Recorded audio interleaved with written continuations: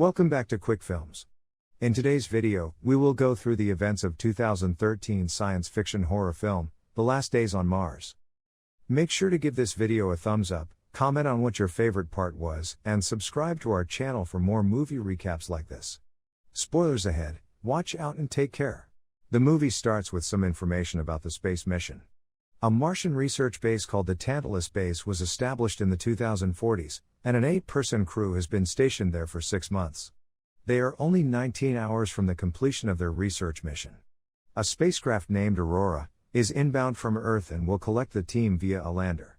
Next, we see a rover carrying Vincent Campbell and Rebecca Lane arriving at the field to pick up scientist Kim Aldrich. Kim is busy collecting samples and makes the rover wait. She is frustrated that they haven't made any substantial discovery on Mars and are soon going back to Earth empty-handed. Back at the base, unlike Kim, scientist Marko Petrovic seems to be in good spirits. He tells Captain Charles Brunel that he needs to go on an extravehicular activity on the surface due to a malfunction. The gamma sensor on Site 9 isn't responding correctly due to a storm. Brunel hesitantly gives him permission but asks Petrovic to take crewmate Richard Harrington with him. He then tells them to return before dark and be present for the final briefing. Just as Campbell and Lane return with Kim to the Tantalus base, Harrington and Petrovic venture out on Rover 2. Tensions are running high at the Tantalus base. The cooling systems are down. Vince also learns that half of the CO2 scrubbers on Aurora are down, and the spacecraft is taking a strange approach trajectory. Kim is upset that she was forced to report back to the base so early while Petrovic, who she doesn't see eye to eye, gets to venture out. Kim, who is curious and competitive by nature, then starts going through Petrovic's workstation. Through his workstation, she and the rest of the team quickly learn that Petrovic found samples that were undergoing bacterial cell division, i.e., evidence pointing to life on Mars. They then realize that without revealing his discovery, he devised a ruse for a last extravehicular activity on the surface. Brunel swiftly declares the site off limits, but Petrovic reaches the site by then. Petrovic obtains the soil with the biological agent present. He is amazed and delighted with the discovery and asks Harrington to come out of the rover with a camera when the ground that Petrovic is standing on gives way, and he falls into a sinkhole. A panicking and horrified Harrington then issues a call for Mayday. Brunel and crewmate Dalby soon arrive at the site. Dalby insists on going down inside the sinkhole to rescue Petrovic, but Brunel denies her request. He isn't hopeful of Petrovic surviving the fall and not compromising his spacesuit. As he pronounces Petrovic dead, Dalby breaks down. Brunel then says that they need to get the lifting gear from the base to descend to the sinkhole and retrieve Petrovic's body. He then says that they also need to get approval from Mission Control.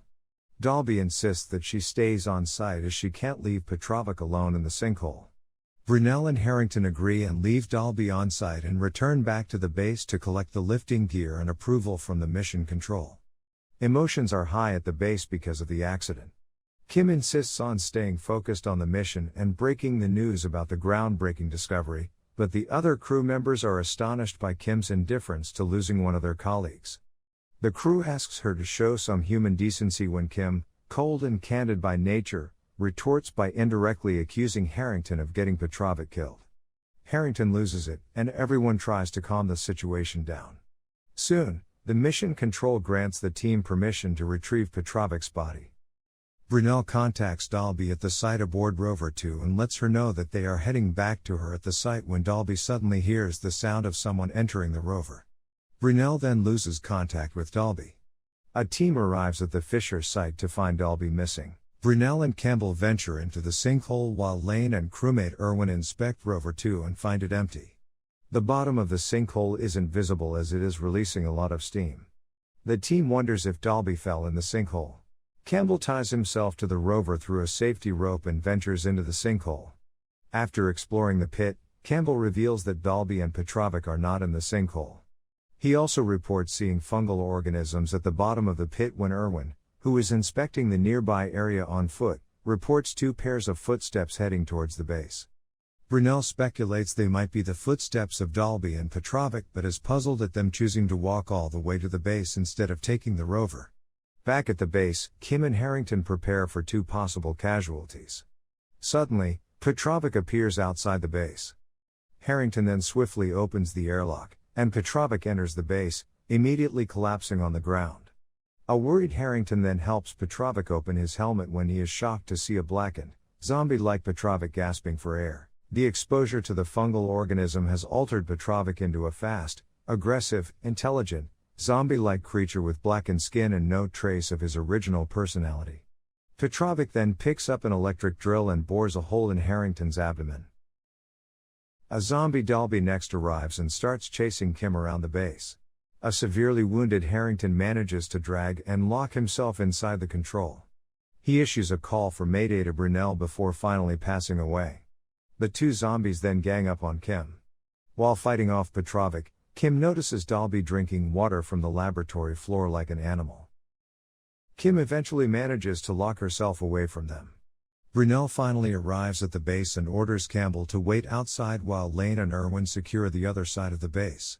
After reaching Kim, Brunel is alarmed to see a possessed Dalby and Petrovic frantically attacking the gate. He tells Kim to suit up while he holds them off at the door. Kim swiftly suits up and exits out of the airlock.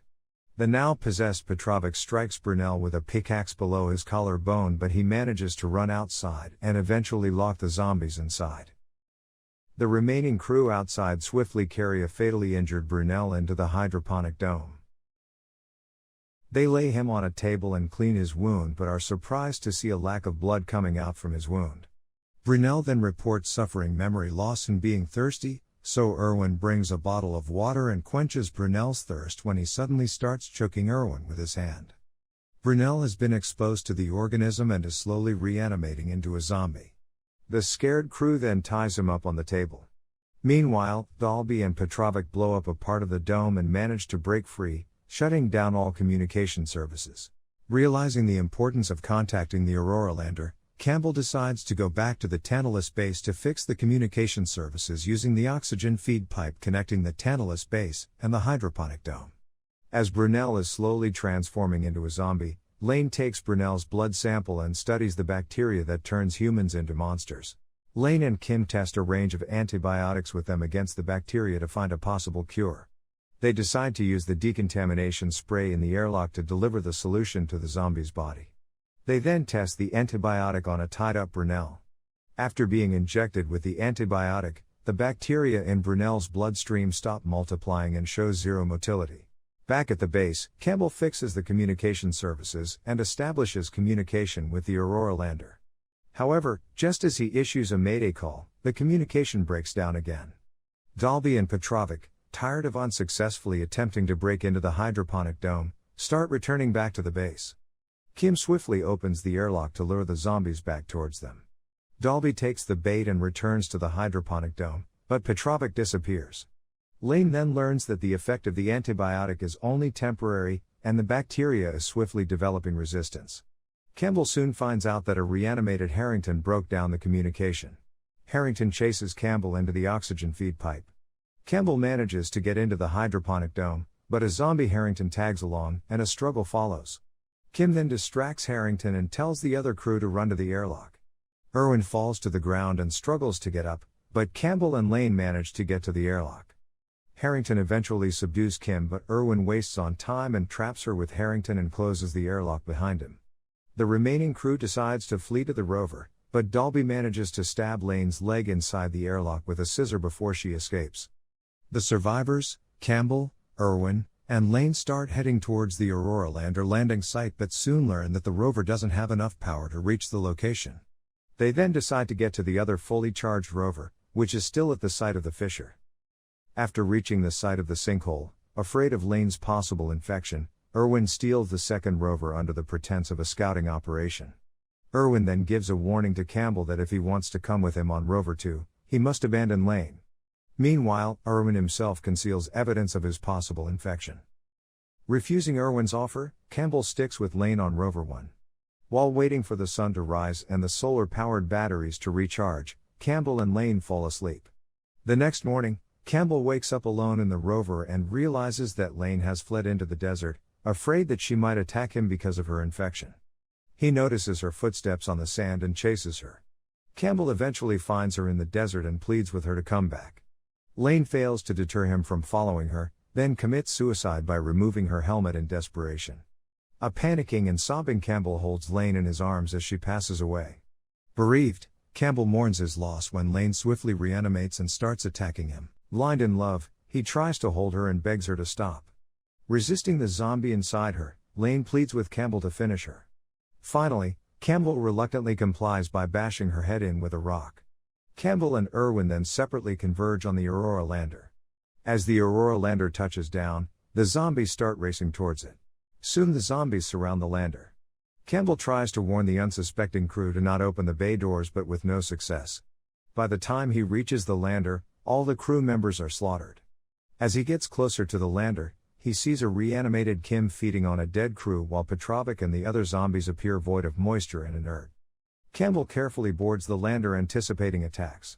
He eventually gets to the cockpit and is amazed to find an infected Irwin still wishing to return to Earth. A panting Irwin then tries to remember his daughter's name. He tells Campbell that he wants to feel his hands again.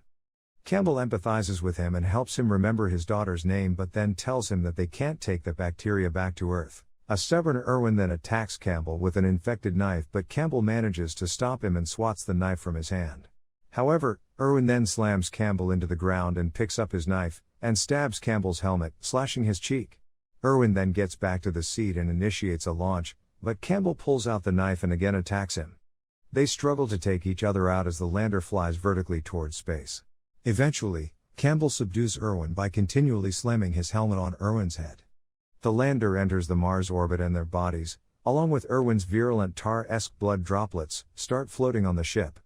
Campbell then drags Irwin's body and his blood-stained helmet into the airlock and opens it, ejecting him and his virulent blood droplets into the vacuum of space. Later, in a message to Mission Control, Campbell says he does not have enough fuel to reach the Aurora, but supplies aboard can last for months if they want to launch a rescue. He then also warns them that this might not be advisable as he could be infected. If so, he says that he has just enough fuel for re-entry into the atmosphere and a fast death. Campbell concludes that it will take 15 minutes for the transmission to be received and will await their reply. He subsequently ends the communication, still floating alone in space. Thanks for watching. Make sure to like and comment on the video if you enjoyed it, and subscribe to the channel to see more of these. Stay safe.